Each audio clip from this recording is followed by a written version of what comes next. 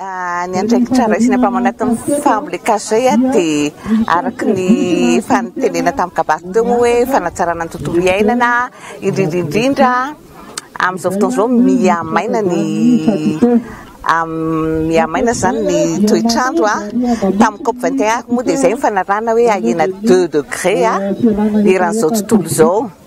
ka dia mazava fa ny hazo anisan'ny anatanterahana izany ny fambolekazo.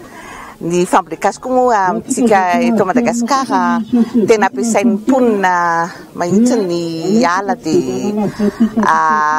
efa 20,000 araka ny kabariko nataoko teo zany no azo efa nampiasaina hatrizay dia tena efa mekely mihitsy zany ny eto amintsika dia zay zany nahatonga ny APAM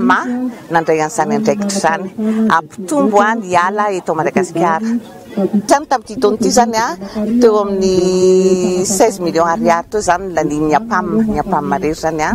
tamin'ity taona ity dia mbola anao moa zany zay amin'ny taona manaraka dia ny tena mitanjona farany angambany dia hoe anao parc de loisir eto Vakinankaratra amin'ity toerana ity dia ampaniriko io ny hazo sarobidy. Ny APAM zany efa 5 taona zao ny sy ny APAM dia ny APAM zany dia association professionnelle ny orinasa mitrandraka solitany eto Madagasikara dia mazava fa mifitrandrahana solitany zany no tena ataonay eto Madagasikara dia misy firy moa zany 5 eo zay eo amin'ny fikambanana amin'ireo zany hoe amin'ny 90 ny mpitrandraka eto zany ao anatin'ny APAM. Mazava fa ny olona mitrandraka ny orinasa mitrandraka solika zany dia tena sarotiny indrindra amin'ny tontolo iainana.